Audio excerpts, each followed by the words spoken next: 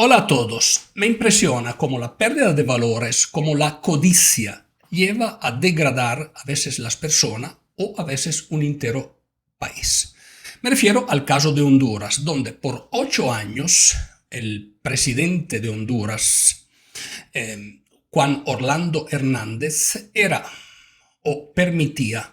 como jefe o permitía que en su país ocurriera y fuera el centro del tráfico de droga, de un tráfico de narcóticos, en el caso particular cocaína, hacia Estados Unidos. Después de 8 años de ser presidente, llegó al poder una nueva presidenta, la cual extraditó Hernández a Estados Unidos. Y en los días pasados, se terminó el juicio hacia Hernández y fue condenado por un tribunal, me parece, en Nueva York, a 45 años de cárcel por tráfico de droga, lavado de dinero y otros crímenes. Entonces, lo que me pregunto es, ¿cómo es posible que un país pueda degradarse tanto? ¿Cómo es posible que un país llegue a elegir un líder que degrada tanto el futuro y la historia de ese país? Eso es la pregunta a la cual trataré de dar una respuesta en este vídeo.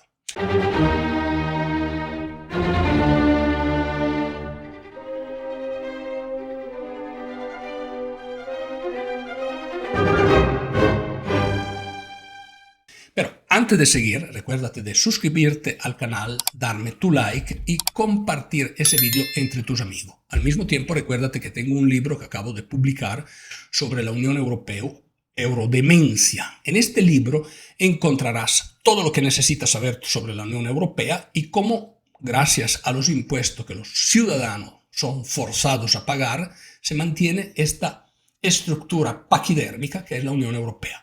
No te lo pierdas. En la descripción del vídeo vas a encontrar el link para poder comprar el libro. Dicho esto, ¿cómo es posible que un país se degenere a este punto? Bueno, la codicia humana. Y el problema de fondo es que un país que tiene ese nivel de corrupción, poco a poco resta a los ciudadanos normales la posibilidad de crecer y en sus actividades económicas, en su vida y en sus perspectivas futuras. O sea, un país que cae en esa situación de criminalidad, al final, en este país, los ciudadanos comunes son los verdaderos perdedores. ¿Por qué? Porque este país normalmente se sumerge en un ambiente de violencia y los que son las víctimas principales de estas violencias son los ciudadanos comunes.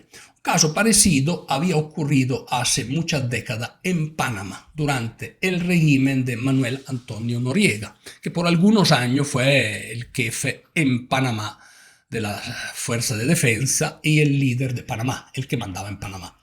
Bueno, en el caso particular de Noriega, él fue destronado por una intervención directa de los americanos, creo que fueron los Marines que intervinieron, y lo capturaron y lo llevaron a Estados Unidos, donde pasó muchísimos años en la cárcel después de haber sido sentenciado. Finalmente, unos años después, por razones humanitarias, fue devuelto a Panamá y murió en Panamá. Pero en el caso de Panamá también podemos ver cómo un líder malvado resta la posibilidad al país de desarrollarse, de consolidarse, de crecer económicamente y culturalmente. Situación similar es la que pasó en Honduras. Si tú tienes un gobierno altamente corrupto, pero donde el nivel de corrupción va más allá de la corrupción y de la criminalidad común, llega a hechos delictivos sumamente graves, tipo el homicidio, etcétera, la tortura, cosas que pasaban normalmente en Honduras. Entonces, en este momento el país pierde sus esperanzas futuras y las esperanzas que la pierden los ciudadanos comunes, los niños de este país. Ahora, en Latinoamérica tenemos otros casos, lamentablemente sí. ¿Qué pasa en Venezuela? ¿Qué pasa en Venezuela con la dictadura chavista de Maduro? ¿Ustedes creen que la dictadura chavista de Maduro sea un gobierno que se preocupa de sus ciudadanos, que se preocupa que sus ciudadanos vivan bien, sean felices, sean contentos y se desarrollen en su vida?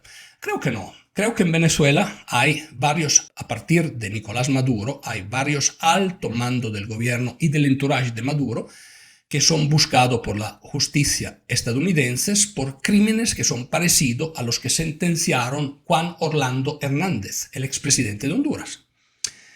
Finalmente, si pierden el poder, y si vienen capturados por las fuerzas de Estados Unidos, tendrán que pasar un proceso en Estados Unidos y probablemente terminarán en la cárcel.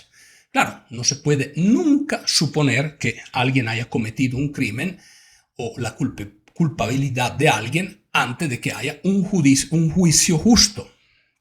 A fair trial, dirían en Estados Unidos. Tiene que haber un juicio justo para poder llegar a dictaminar si alguien fue culpable o menos de una determinada situación. Sin embargo, hay muchas acusaciones, y particularmente grave, en contra de Maduro, de su cúpula y de la cúpula militar. En particular, hablamos de dos organizaciones criminosas y terroristas que son el Cartel de los Soles y el Tren de Aragua.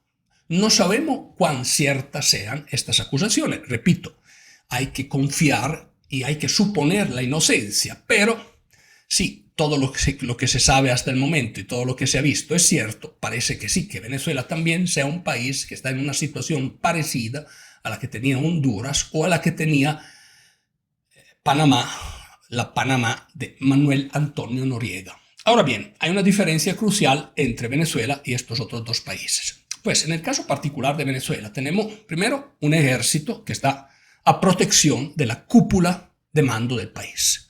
Es un solo bloque.